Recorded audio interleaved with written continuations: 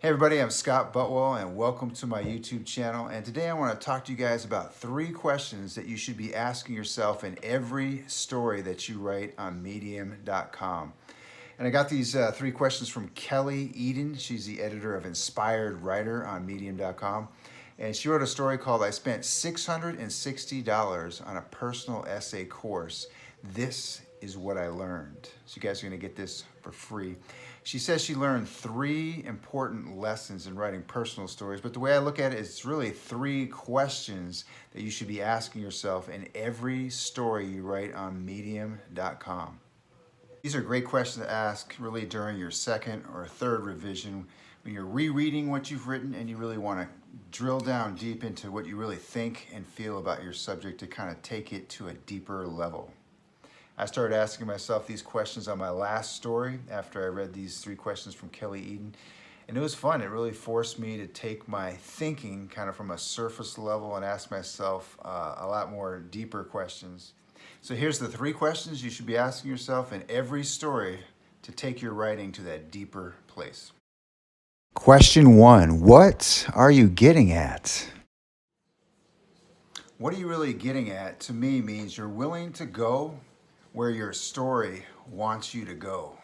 I don't know if this has happened to you, but a lot of times I might be writing a story and it's about caring for my aging mom. And as I start writing, it seems like there's another story kind of in the fringes that kind of wants to become more prominent. And I think what we really want to do when we're writing is to be listening to that story that wants to come out. You know, it might be a little bit different than the title or what we thought we were going to be writing, but we want to be allowing that real story to come out. One thing I like to do when I'm reading stories on Medium is ask myself, what's the story of this story?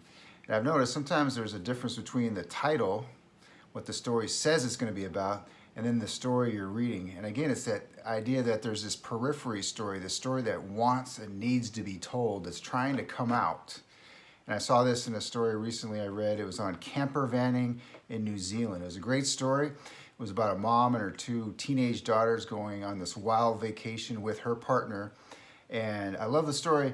But the thing I noticed is there was this story that wanted to come out. It was like the mom was this always planning personality and her partner was the adventurer, you know. He was the non-planning. And so it felt like there was this constant tension and stress between their different ways of looking at the vacation. And that was a story that I felt was the one from the periphery. They wanted to come out and kind of have a bigger part of the story. So I think when we're asking ourselves, what are we really getting at, is you're trying to really listen to that story that's coming out and being willing to tell whatever that story is that wants to come out. When you're writing your story, how do you really know that your story is tapping into what are you really getting at? I like what Kelly Eden says. She says the conflict is often a clue. When you find the issue you're struggling with as a narrator, you often find the story. So again, going back to the mom camper vanning, the conflict was the story between her and her partner. So that's why I wanted to see that story more. So look for the conflict and you can find really what's the story that's really trying to come out. Question 2 you should be asking yourself is why now? Why now? That's another good question to ask yourself. And usually what I do is I just get an idea that pops in my head and I just kind of write it. I think we're all kind of like that. So this one's kind of new to me. But I like what Kelly Eden says is this is a great question to ask yourself in the second or third revision, especially if you're writing about something that happened in the past, maybe 20, maybe 30 years ago. But what you want to do is ask yourself, why am I thinking about this today? Is there something that kind of came up that brought this experience into my mind? The why now question is so important because it helps the reader to relate and connect to your story. If they can see why this past event relates to your present, then it kind of makes that kind of connection in their brain. Obviously, it's important for you as the writer to make that connection. So when you're writing about the past, you want to be able to think, what is it about this past that's brought it up today? And Kelly Eden gives 3 questions to ask that can help you make that connection between the past event and your present.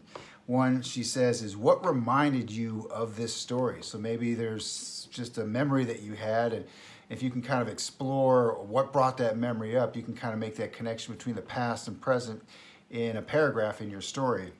Second question, why did it matter enough for you to write about this story? So maybe there's something that's kind of bringing this story up, that why it matters to you, so you want to explore the reason why a story matters to you. And if you can mention that, again, it makes the connection between the past and present for your reader. And third one, are you struggling with something today related to this past event? So again, if you can make the connection between the past event and the present, it just makes the reader be able to relate more and connect more to why you're writing about the past. How does it relate to the present? Question 3 is there more to your story? The third question is really my favorite. Is there more to it? I think a lot of times the reason we stay on the surface of our stories is it's kind of scary to really dig down deeper to see what we really think and feel about a subject. But I've been asking myself this question as I write this week: is there more to it? And it's amazing to find out that you do have this deeper level of thoughts and feeling on your subject. And I think when you plunge to that deeper level, it just makes your story so much better for your reader, because you're taking them to such a deeper level of depth on the subject you're writing about. So ask yourself, as you're reading in your second and third draft, is there more to it? And you're going to take your writing to this whole nother dimension. I like what Kelly Eden says. She says, often it feels like you've written your soul on the page. That's what we think. We've really poured out ourselves, and it feels like our soul's on the page. But what I found, she says, during this course is there's always more. Push yourself to find it. That's what I'm encouraging you guys to do with these 3 questions, is push yourself to find that deeper level of thinking and feeling on whatever subject you're writing about. And you're going to make that story have so much more depth because you're plunging down into the really deep thoughts and feelings that you have about a subject. So there you have it. There's 3 questions you can and should be asking yourself in every story. Question 1 was, what am I really getting at? That means you're looking carefully at what you've written in your second and third draft, and you're really looking for what's that story that's trying to maybe push itself out, that really wants and needs to be told. Question 2 is why now? So you might be writing about the past and you want to make a connection to the present, so that past-present connection is clear for your reader. It helps them to relate more to your story. And question 3, my favorite one, is there more to it? So you're continually asking yourself as you reread what you've written, is there more to what I'm thinking and feeling about this subject? So it's like you're peeling back that onion and getting to that really deep level or layer, maybe so you can make that reader have some tears. And don't forget to subscribe if you've never clicked the notification button. This channel is all about the craft of writing, especially related to online writing. So join me in the journey of making yourself a better writer by thinking about different elements that make good writing. Happy writing, everybody.